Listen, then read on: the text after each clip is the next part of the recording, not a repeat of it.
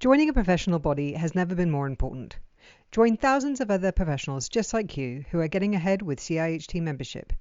Go to the CIHT website and discover exclusive resources and why the leaders and future leaders of the sector are members with CIHT.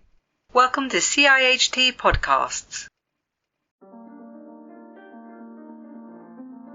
Welcome to CIHT Podcasts. I'm your host, Isabel Wilson, and today I'm joined by Katja Frisinger, a conductor at Great Western Railway, based in Exeter.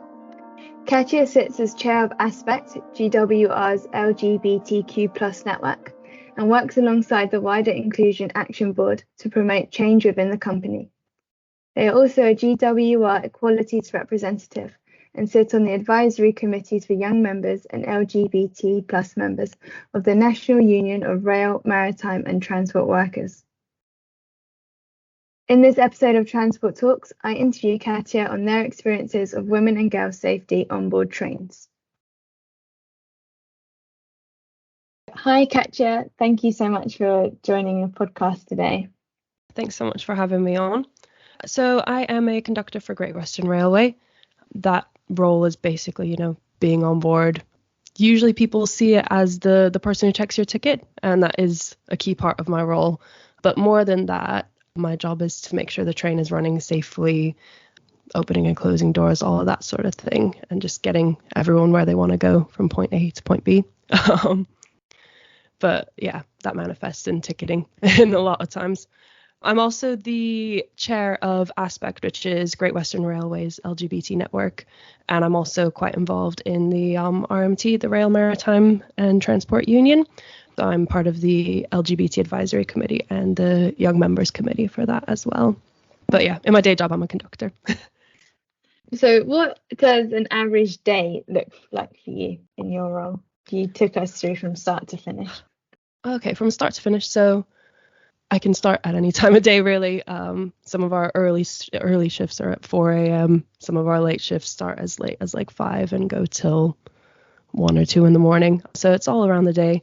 But obviously, you wake up whenever you wake up, make sure you're fit, ready for duty, because on an ideal day, nothing bad can happen. But also in the worst case scenario, you have to be really ready for anything. So that's quite key, is from even before you leave the house. It's like, can I do whatever might come? So you come in, I work at Exeter St. David, so I come in, go into our staff side, book on, get all my stuff ready, get my ticket machine, have all my stuff gathered up. And then, go to my train, speak to my driver, make sure we're going to the right place, going to the same place. For me, as a conductor in Exeter, I can go to Oakhampton, Paignton, Exmouth, Plymouth, Penzance, Bristol or Cardiff. Or Barnstaple as well. So it's more local routes. But yeah, once you get on board, it's your job to open and close the doors is one of the key things, because that is where most incidents tend to happen, is what we call the platform train interface. So that's quite key. Once you're on board and traveling, you're checking tickets, you're making sure everyone's okay. If there's anyone with disabilities, you're assisting them or making sure that there's someone to meet them. All of that sort of thing. And just doing that till you get where you're going, and then you turn around and come back. Nice. And today, the main theme for this podcast that we want to talk about is women and girls' safety. So I don't know if you have things that you look out for in terms of that, or if you have to deal with that kind of stuff a bit differently, how that sort of plays into your role as a conductor. Yeah, definitely. So for anyone who works with the public at GWR, we do have training that goes into how to support our more vulnerable passengers. And that, includes the obvious ones like women and girls like that, but also intoxicated people or people who aren't from here and don't know our transport system, all sorts of things.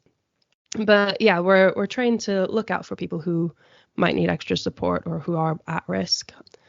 And yeah, I tend to do that just as part of the everyday, going through, seeing who's on my train, seeing potential issues that could arise. And there has been times in the past where I have had to, take extra care because someone was vulnerable, because there were young women who were being bothered by men on trains and all of that. And Is that something you would say happens quite regularly, or not, in compared to all the safety things you have to deal with? Of all the safety things, that that's a Sorry, good question. very I think broad no, question. it's a fair question. I think it is a constant vigilance, especially depending on the time of day. You know, the later it gets, the more people are drunk, and you know, questions of if they're okay to consent to what's going on to or around them becomes, you know, more pertinent throughout the day. But it is always a situation of looking out for people. I think in terms of women and girls' safety, obviously it's on the radar. I think the one that you sort of most have to worry about is people who are intoxicated, you know, drugs or alcohol or whatever, which can then affect the safety of the women on board as well. And so when you say people who are intoxicated, that's kind of the person who's most likely, you think, to potentially start causing something that you'd have to get involved with. I think it tends to be that way. In the same way that, you know, nightclubs and pubs and bars are really, you know, there's a lot of incidents going on with like spiking and sexual harassment in clubs, and that's a really big deal, especially around Exeter. That it seems like that's been on the rise and something to look out for. And then obviously people who are going to those places and going home from those places are getting on the train afterwards. And yeah, I think just having impaired judgment means you don't always know that you're doing the wrong thing either. And then also on those like late night trains where everyone's been out, it is just really busy, so it's hard to keep track of everything that's going on. You know, how many women are you looking out for versus how many people are just a safety hazard to themselves. Yeah. I guess you get like even the ones that just fall asleep and miss their stop and stuff like that. It can be even quite more innocent things that are going on that you need to have a constant eye out for. Yeah, absolutely. So I was reading up a little bit before doing this podcast, and I saw that British Transport Police have reported that there's been a 175% rise in reports of sexual assault since the pandemic, so since kind of journeys have started being used more frequently. And I was wondering, in your experience, in terms of this figure, would you say you've noticed a rise in sexual assaults? Or do you think it could be that actually more people are just coming forward and feel more confident or safer to report it? So it's not actually a situation where it's happening more, it's actually just being reported more. Yeah, that's an interesting question. I have to admit, I've only been on the railway for, I think, 4 years now, so I don't have a lot of pre-pandemic time to compare to. I do think that there has been an increase in reporting, which has been really good. The BTP have also recently run a campaign about increased reporting, and the campaign also covers like what counts as sexual assault. So I think they have posters that say like looking, like, you know, if someone's looking at you, then that's something you can report, and other posters around the area that highlight the less obvious sort of types of sexual harassment, but still are worth reporting. So I think that campaign's been running for a while and has probably led to an increase in reporting. On the flip side, I think since COVID, there's been a rise in incidences overall, so not specifically like sexual harassment. So, I mean, statistically, it probably makes sense that there has been an increase as well, given that there's been an overall increase. But I don't know. In my experience, I've had to report things before along these lines, and I'm happy to get into like some of that if you'd like. Yeah, I think getting into that stuff would be good, just to give people a real insight into the things you have to deal with. When I say that, I mean as a conductor. If you want to talk about how you've experienced things as a passenger as well, feel free. I was also curious when you just mentioned about instances in general have increased, what that refers to. Yeah, so I think violence and aggression in general, I know the RMT has some good statistics on the exact numbers, but I think that refers to, people, arguing about paying for a ticket or just being aggressive towards staff, verbally, physically, all of that. And yeah, there's been definite evidence that there's an increase overall of that since COVID. And do you have any suspicions of why that could be? Is it just kind of the general climate of the UK is heading in a more negative direction, or it's something more specific to train journeys? Yeah, I mean, my main theory is people were stuck inside for 2 years and forgot how to act. Because once you've been indoors, you sort of forget how to treat people. And I think every journey you almost feel more entitled for it to go well because you've missed out for however long you were inside during the pandemic. So everyone's just putting a lot of pressure on everything they're doing, which has started to, I think people are getting back to normal now, but especially when we were first out again, it was like we have to have the best night ever because we haven't had the best night out. We have to have the best holiday down to Cornwall because we've not been anywhere. And if you stand in my way of that good times, then, And I also, people haven't had the opportunity to interact romantically, sexually, whatever. And there is that pressure to finally be able to do that as well. And you don't want someone saying no to get in your way either. Do you think there's more that we, as in transport professionals, or just the BTP or rail networks in general, can be doing to combat this? I think a lot of it does come down to vigilance and preempting it, By the time the BTP is involved, you have to ask yourself, was there something you could do before they had to get involved?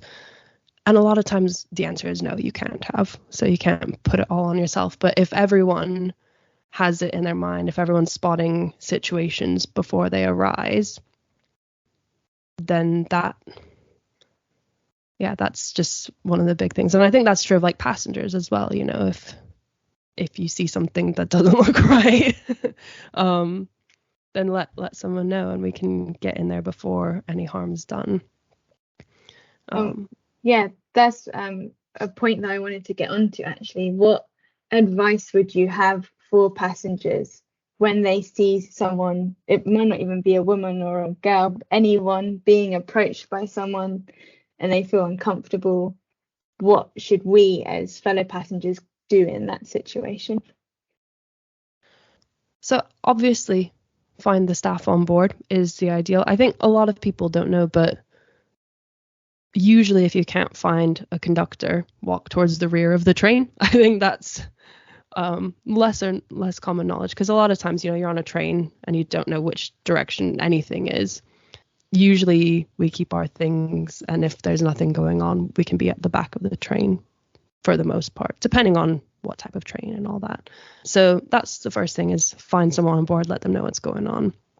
Aside from a conductor or a guard, there's also sometimes catering staff, there's ticket examiners, there's revenue protection, all of whom know how to get a hold of someone who can help out. You can also text British Transport Police, 61016. We say it all the time, but obviously that's not going to get there as quickly as someone who's already on board. And the other thing is just to speak to the person who is being made uncomfortable, ask them if they're okay, stand there and support them. If it feels right, film what the attacker is doing so that there's evidence of it, and just be there as a witness. But obviously keep yourself safe first and foremost. That's the main thing with everything we do, is put your own safety first, because you can't help out if you're in harm, if you've been harmed. Do you want to get on to kind of some more detailed insights into stuff you've had to experience, what you've had to deal with, and how you've handled those situations? Yeah, definitely, because I think that is the key. And I think one of the points that I really want to drive home is like having staff on board is the key to trains being safe. And, that's quite big in the disputes going on at the minute, is making sure that you have someone there. So yeah, I'm happy to explain some of the ways that I've, helped out in that way. I think one of the big ones that happened, I was doing a fairly late night service to Paynton, and the train pulled into Star Cross and people got off the train. There was this young woman who was stood on the platform. I think she was taking a photo of like the moon. It was really nice that night. And this older man was saying something to her, and I didn't quite see what was going on. And so I, was like, oh, who knows, should be okay. Started to close the doors and get ready to go. And then I was like, oh no, something's not right here. So I went over to her and I said, are you okay? And she said that the guy had said something weird to her. I don't know the specifics, but she was really uncomfortable, and she kind of got back on the train, and she wanted to leave at Star Cross. So we kind of stood there and she was like, oh, I'll just wait until the guy goes and then I'll leave.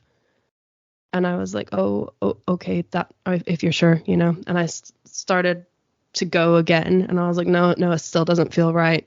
So I got off the train and I was like, are you sure you're okay? Do you have someone who can meet you here? Anything like that? Do you want me to walk you out of the station? And she said, no, it's okay. I'll just wait, and then I'll call someone to speak to as I go home. It's completely fine.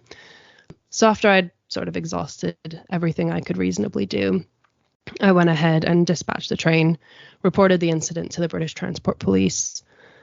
And it ended up actually that she tweeted the official GWR Twitter later, sort of saying her appreciation. And that meant that we could get her account of what happened as well. So we were able to sort of come full circle and make quite a thorough report of the event to hopefully avoid it in future. So that's like the classic things when things go really wrong, or somewhat wrong. I think in general on really busy trains, especially like late night Exmouth services that you get a lot of young men who are traveling to Lympstone Commando, who a lot of them are as young as 16, first time out on their own, and sort of in this group pack of men who don't always know the best way to behave. So just on those ones, I'm always, walking through the train, and every single woman who's being spoken to, essentially, I'm like, are you okay? Do you need anything? And, making like pointed eye contact with them. And that's true on any train service, but it's especially prevalent there. Another example, I was working back on a late service from Bristol, like a Friday night, and there was a woman traveling alone on there, and partway through the train, I was like checking tickets, and a man came up to me and said there was a woman who was really upset trying to get to, I think, Cam and Dursley, which is in the complete opposite direction to where I was going. I was sort of around Yatton, Weston-super-Mare area. And at that time of night, there was nothing going back that direction. The next day was a strike day, so she couldn't even stay somewhere and travel back the next day. And I found her, and she was just very, very inebriated, sort of crying and a bit incoherent, trying to get back. It was one of those situations where I looked up, we were coming into Yatton or something, and there was one train that was passing at the same time almost that could get her closer, but still not there. And it was just like, well, we can't leave you at an unmanned station like Yatton in the hopes that you'll get a taxi back to where you're going. So I ended up liaising with the control of like the overall control of the company to see if there was anything I was missing, and ended up working with station staff at Weston-super-Mare to make sure she got into a taxi, taken back home. I think I spoke to her boyfriend on the phone just to let him know what was going on, so he knew to expect her and all of that. Yeah, and so she had an expensive taxi ride home, but she got home safely in the end. And yeah, it's all sorts of little things like that where, everyone gets into those situations where for whatever reason something's keeping them from being able to carry out their journey, and you're just there as someone who can support them and get them there safely, not always cheaply. And when you were talking then about how that lady was able to reach out on Twitter and then you were able to build up a full report, how important is it for you and GWR or BTP to get those reports to be able to build a proper understanding of what's happening? Because there must be things that you might miss as well, like if it happens at the other end of the train when you're not there. I guess what I'm trying to get at is how, even if it's a small instance, how important it must be for you and the rail network to know about them. Yeah, absolutely. I report anything and everything that happens, because if we don't know it happened, we can't fix it. We can't prevent it in future if we don't know that it's going on. So yeah, I'm absolutely like, if you see anything, pop it in a text message, phone the BTP, let us know, and we can pass the message along. I find that if I see anything where I'm like, I'm not sure if that's okay, then I'll pop it in a message, because then I have my account of what happened. I know, I can say what I saw at the time before I forget it. And then if anything ever comes of it, then there's another account of it at the very least. And yeah, like I said, if we can't fix something if we don't know it's happening. Yeah, I think that's a really good point you make of, you don't know what's going to come of it, but at least if you've sent that text to the British Transport Police and then you get off at the next station, but something else develops further on in that train's journey, at least that account that you made will then help to go to whatever happens to that victim to support their case. Yeah, absolutely. And I think if you have it can lead like a trail of reports almost. So like the other day, I was working again a late Exmouth. I think there was a teen disco on in Exeter during half term. So lots of 16-year-olds who shouldn't be drinking out. And there was some, like, a group of young people who had been really abusive to staff at Exeter Central, and they reported that. And then they got on my train and they started trying to force the doors open on my train. So I reported that. And then, if I don't think they did anything from there. I think they left the train and went on their day. But, you have a report there, so you can build a full picture of everything that's happened. So, yeah, if you're a passenger and you witness that, then your bit of the story can help paint a picture of what happened to someone and hopefully get justice for them if necessary. So I think some of what we're doing to help prevent and tackle these sorts of incidents. So like I said, we do have quite a lot of training for anyone who deals with the public, how to understand where people are coming from. We call it GEMS, which is great experience makers.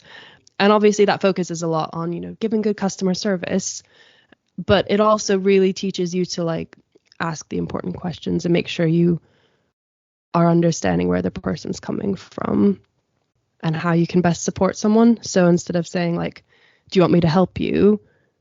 And they say, like, it's easy to just say no. Then you can say things like, what do you need right now? That sort of simple stuff where someone has to actually think about what their needs are and give them. So yeah, a lot of that covered in training, and also just spotting situations, recognizing how your behavior is coming across so that things don't escalate.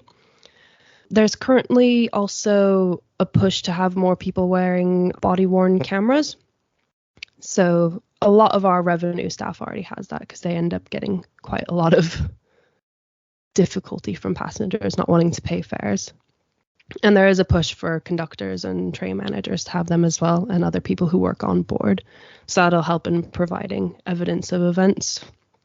We do also make sure that there's additional staff at major events, so like sports, rugby, football, all of that, extra staff to support people where necessary. And the other thing is, as of December 2021, 183 of our 198 stations have met the government's secure station scheme. And that's, I don't know a lot about it, but from what I understand, it has various criteria about the design of stations, how they're managed and how they're monitored, and like CCTV recording and all of that. Also, just within the company, we get a lot of support from our managers and from other systems in place internally, so that if we do have to deal with an incident that can be upsetting and all of that, we have support there for ourselves.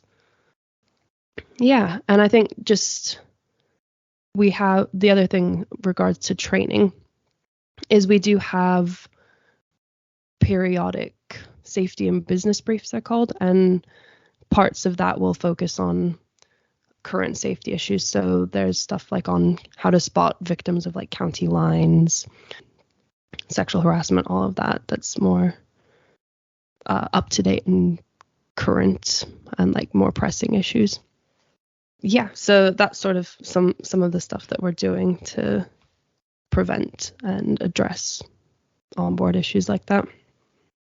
And do you think there's anything that external bodies or like higher up, like the government, can be doing to prevent it or support conductors and train staff when it comes to issues of safety? I think the key one for me is making sure that we keep our staff on the train, which is, I don't want to get too union-y, but part of the strike action that's going on is, for me, most importantly, about safety. And a lot of the plans that the Department for Transport has for the railway is to sort of turn everyone's job into the same thing and take people off trains and just reduce staffing generally. And at the end of the day, we are the one thing that makes your experience safe, including being on board, being there to support you for like interpersonal incidents, but also being there to make sure that no one's trapped in the doors, being there to check if there's something on board that's not working or something that could be a hazard. And beyond that, even Network Rail, they want who maintain the infrastructure. Some of the staff cuts that they want to make there put the entirety of the network at risk. So I think that's the key thing, is to make sure that our jobs are there to keep our jobs and to keep us on the trains, because that's why we're there at the end of the day, is for everyone on board to be safe. Yeah, and it is a really important job that you do. Did you always see yourself being a train conductor? Like, what called you to do this? I never saw myself as a train conductor, actually, but I'm so glad that I am. I absolutely love it. I first applied for the railway because I really wanted to leave my old job. And I had my first interview, which was actually for a conductor. I didn't get it the first time, but I went in for my interview and I found out more about the job and more about Great Western Railway. And it was immediately like, I'm applying for every single job that comes up after this. This sounds amazing. So I like seeing people. I love interacting with people and, getting to know them, getting to know what they're up to, complimenting their fingernails. Everyone has such exciting fingernails. Like, they show you your ticket and you're like, oh, that's nice.